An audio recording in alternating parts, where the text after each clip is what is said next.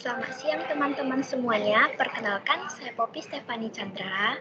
Di kesempatan kali ini, kelompok kami akan memberikan presentasi mengenai audit TI, proses audit TI, serta alat dan teknik yang digunakan dalam audit TI. Nah, sebelumnya, izinkan saya untuk memperkenalkan teman-teman anggota kelompok saya. Nah, yang pertama itu ada Angelin Wijaya, kedua Agnes Lorenta, yang ketiga saya sendiri, Poppy Stefani Chandra, dan yang keempat Devana Catur Francisca. Nah, pembahasan yang pertama yaitu mengenai pengertian audit TI yang dibawakan oleh saya sendiri. Nah, teman-teman, apa itu audit TI? Nah, jadi audit TI atau audit teknologi informasi adalah bentuk pengawasan dan pengendalian dari aset-aset teknologi informasi secara menyeluruh. Dengan kata lain, audit TI merupakan sebuah kontrol manajemen dalam sebuah teknologi informasi yang digunakan untuk menjaga data, integritas data, dan beroperasi secara efektif untuk mencapai sebuah tujuan dalam sebuah organisasi. Nah, pada awalnya audit TI ini dikenal sebagai EDP audit atau Electronic Data Processing, yang dimana telah mengalami perkembangan pesat. Dan perkembangan audit TI ini didorong oleh kemajuan teknologi dalam sistem keuangan. Meningkatnya kebutuhan akan kontrol audit TI ini dipengaruhi dari komputer itu sendiri untuk menyelesaikan tugas-tugas penting. Nah, pemanfaat teknologi komputer ke dalam sistem keuangan telah mengubah cara kerja sistem keuangan, yaitu dalam penyimpanan data, pengambilan kembali data, dan pengembalian dari aset-aset teknologi informasi secara menyeluruh. Nah, setelah mengetahui pengertian audit TI, selanjutnya saya akan menjelaskan tujuan audit TI. Nah, tujuan audit TI itu untuk mengevaluasi desain, pengendalian internal, sistem dan efektivitas yang tidak terbatas pada efisiensi dan keamanan protokol, proses pengembangan dan tata kelola IT. Nah, instalasi kontrol sangat diperlukan, tetapi perlu adanya keamanan protokol yang memadai agar tidak ada pelanggaran keamanan. Dan fungsi utama audit TI ini adalah mengevaluasi sistem untuk menjaga keamanan data organisasi. Audit TI bertujuan untuk mengevaluasi dan menilai risiko untuk menjaga aset berharga dan menetapkan metode untuk meminimalkan risiko tersebut. Nah, baiklah selanjutnya akan dijelaskan oleh teman saya. Selanjutnya saya akan membahas mengenai proses audit IT. Proses audit IT merupakan serangkaian kegiatan yang dilakukan untuk mengevaluasi dan memastikan keamanan, efektivitas, dan efisiensi penggunaan teknologi informasi dalam suatu organisasi. Dalam proses audit IT terdapat 8 tahapan yang harus dilakukan oleh auditor IT. Yang pertama adalah risk assessment. Risk assessment merupakan proses evaluasi potensi risiko yang terkait dengan sistem informasi dan teknologi yang digunakan oleh organisasi. Auditor IT akan mengidentifikasikan aset-aset yang perlu dilindungi dan kerentanan yang mungkin ada pada sistem. Lalu yang kedua adalah audit plan.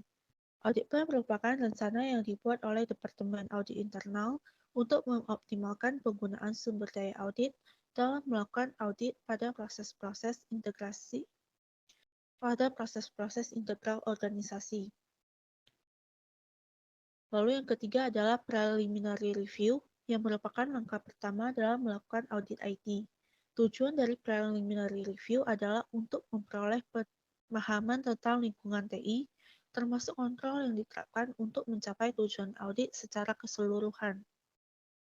Dengan melakukan preliminary review, auditor IT akan dapat mengidentifikasikan area-area yang memerlukan perhatian khusus dalam tahapan selanjutnya dari audit IT dan membantu mengembangkan rencana audit yang efektif dan efisien. Selanjutnya adalah desain audit prosedur, yang merujuk pada proses perencanaan dan pemilihan prosedur audit yang digunakan untuk mengevaluasi efektivitas, kontrol dalam sistem informasi yang dirancang. Auditor IT harus menyiapkan program audit untuk area yang diaudit, memilih tujuan kontrol yang berlaku untuk setiap area, dan mengidentifikasi prosedur atau aktivitas untuk memulai tujuan tersebut. Lalu yang kelima adalah task control. Task control adalah serangkaian prosedur yang dilakukan oleh auditor IT untuk menguji kontrol, proses, dan paparan yang muncul. Prosedur audit tersebut mencakup pemeriksaan bukti dokumen, wawancara, inspeksi, dan observasi pribadi. Selanjutnya adalah substantive testing, yang merupakan verifikasi keakuratan dan kelengkapan informasi yang dihasilkan oleh suatu proses atau aplikasi. Dalam melakukan tahapan ini, auditor IT akan membangun dan memproses data uji untuk memverifikasi langkah-langkah pemrosesan dari suatu aplikasi keuangan. Selain itu, auditor IT juga dapat menggunakan perangkat lunak audit umum untuk melakukan pengambilan sampel data, pelaporan pengecualian, dan tugas-tugas lainnya. Setelah melakukan substantive testing, tahap ketujuh adalah document result. Tahap ini adalah tahap di mana hasil pekerjaan auditor didokumentasikan dan dilaporkan sebagai temuan. Temuan audit mencakup deskripsi, temuan audit, kesimpulan, dan rekomendasi. Lalu yang terakhir adalah communication. Communication merupakan proses untuk menginformasikan hasil audit secara efisien dan efektif kepada pihak yang bersangkutan. Hasil audit harus dikomunikasikan dengan manajemen IT untuk mendapatkan persetujuan mereka dan memulai tindakan korektif yang diperlukan. Komunikasi yang baik sangat penting untuk memastikan bahwa manajemen IT memahami temuan audit dan mengambil tindakan yang diperlukan untuk meningkatkan keamanan dan efektivitas sistem informasi perusahaan. Demikianlah penjelasan saya mengenai proses audit IT. Untuk pembahasan selanjutnya akan dilanjutkan oleh Tevana. Baiklah, saya akan melanjutkan presentasi dari teman saya sebelumnya. Nah, pada kesempatan kali ini saya ingin membahas mengenai alat audit TI. Nah, apa sih itu alat audit TI? Nah, alat audit TI ini adalah sebuah perangkat lunak yang biasanya digunakan auditor untuk mempermudah pekerjaan dalam menganalisis data dan mengotomatiskan fungsi audit. Nah, tentunya alat audit TI ini berperan dalam mempermudah auditor untuk melakukan analisis data audit universe, serta membantu meningkatkan produktivitas auditor dalam pelaksanaan audit seperti perencanaan, pengujian, dan pendokumentasian dari hasil dari audit. Nah, tujuan dari adanya alat audit TI ini ada 4. Yang pertama, perencanaan dan pelacakan. Nah, dalam melakukan pengauditan, alat-alat audit TI ini membantu perencanaan auditor seperti menggambarkan flowchart untuk menganalisis sebuah sistem dalam perusahaan. Nah, biasanya auditor ini menggunakan Microsoft Visio. Nah, dengan menggunakan alat-alat perencanaan itu, pengintegrasian tugas akan semakin lebih mudah dan setiap fasenya akan lebih sinkron. Setelah melakukan perencanaan, tentunya auditor harus melakukan pelacakan terhadap analisis yang telah dilakukan. Nah, pelacakan ini berguna untuk auditor agar dapat mengetahui hasil perencanaan yang telah dilakukan itu apakah sudah sesuai atau belum. Tujuan yang kedua, ada dokumentasi dan presentasi hasil audit. Nah, setelah auditor melakukan perencanaan dan pelacakan, auditor harus dapat mendokumentasikan dan mempresentasikan hasil dari audit. Nah, beberapa contoh alat yang dapat digunakan seperti Microsoft PowerPoint, Microsoft Excel, atau Microsoft Word.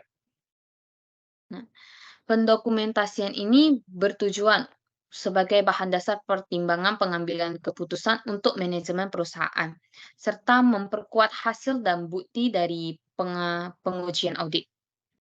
Nah, tujuan yang ketiga ada komunikasi. Sebagai auditor, tentunya komunikasi ini juga penting, karena komunikasi ini dilakukan dengan sesama tim maupun dengan bagian manajemen perusahaan. Nah, alat-alat yang digunakan untuk mempermudah auditor dalam melakukan komunikasi adalah Microsoft Teams, Zoom, atau Google Meet. Nah, dengan adanya alat komunikasi ini, auditor dapat berkomunikasi dengan cepat dan tentunya lebih efisien. Hasil-hasil dari komunikasi ini juga dapat direkam menggunakan alat komunikasi tersebut, sehingga terdapat dokumentasi dari hasil komunikasi. Tujuan yang keempat, ada kolaborasi dan manajemen data. Nah, kolaborasi memungkinkan tim audit bekerja secara efisien dan cepat dalam berbagi berbagai informasi. Dan integrasi manajemen data antar personel audit akan lebih efektif dalam menciptakan lingkungan kerja yang kolaboratif.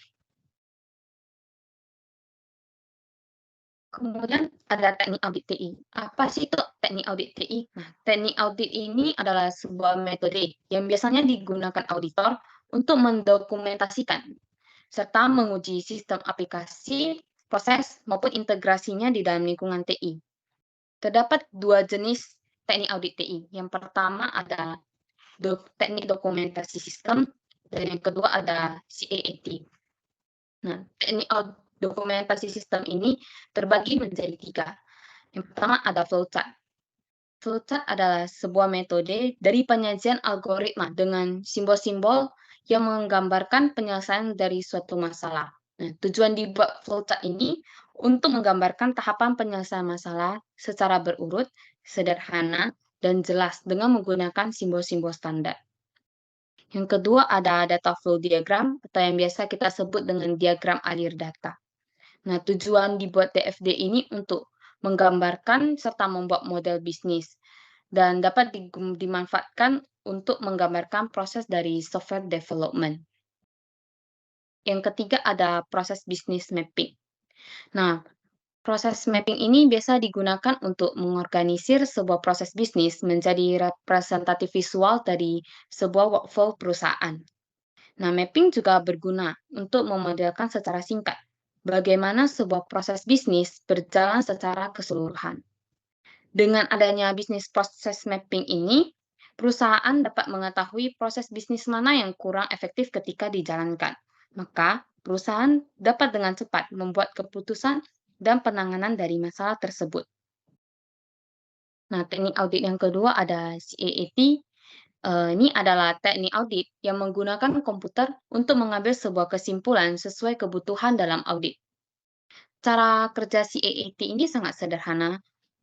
CAAT ini akan menerima data dari auditor, melakukan pengolahan data, dan melakukan pengelompokan data sesuai kebutuhan audit. Kemudian setelah data-data ini diolah, CAAT akan menunjukkan kesimpulan sesuai dengan kebutuhan dari tim audit.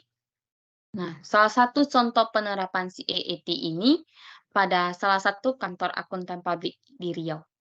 Nah, penerapan CAAT ini digunakan mereka untuk mengumpulkan data dan mengevaluasi transaksi file perusahaan agar dapat menjaga loyalitas klien dan efektivitas audit. Pemanfaatan CAAT di kantor akuntan publik ini juga dianggap memberikan efektivitas dan efisiensi dalam proses audit serta anggaran audit. Saya akan melanjutkan materi presentasi dari teman kelompok saya sebelumnya. Nah, di era digital seperti sekarang ini, perkembangan bisnis perusahaan tentunya membuat kebutuhan perusahaan akan informasi selalu meningkat. Maka dari itu, teknologi informasi sangat berperan dalam meningkatkan kualitas output laporan keuangan perusahaan. Dengan adanya audit TI, para auditor dituntut untuk selalu mengikuti perkembangan teknologi informasi untuk dapat melakukan tugas dan fungsinya secara terkomputerisasi dengan baik. Adapun peranan audit TI terhadap perusahaan antara lain. Peranan audit TI yang pertama adalah meningkatkan keakuratan laporan keuangan. Laporan keuangan itu sendiri merupakan informasi keuangan baik itu pendapatan ataupun biaya yang dikeluarkan suatu perusahaan di mana laporan ini dibuat untuk kepentingan internal dan eksternal seperti pelaporan pajak dan kebutuhan investasi. Maka dari itu, pentingnya audit TI terhadap suatu perusahaan apalagi terkait laporan keuangan terletak pada bagaimana perusahaan itu sendiri mengevaluasi ataupun mengorganisir hal-hal tertentu yang bisa saja mengurangi kualitas laporan keuangan. Audit TI di sini bertujuan agar dapat memberikan solusi dan pemikiran agar laporan-laporan tersebut dapat disajikan sesuai dengan ketentuan dari prinsip-prinsip akuntansi yang berlaku secara umum. Berikutnya, peranan audit TI yang kedua adalah upaya meningkatkan kualitas entitas dalam menjaga aset perusahaan. Aset tetap perusahaan merupakan semua aset berwujud yang dimiliki dan digunakan oleh perusahaan dalam rangka kegiatan menghasilkan barang atau jasa untuk dijual. Dengan adanya proses audit TI, auditor dapat menemukan kelemahan sistem yang berpotensi membahayakan aset perusahaan seperti kerugian dan praktik kecurangan ataupun penipuan.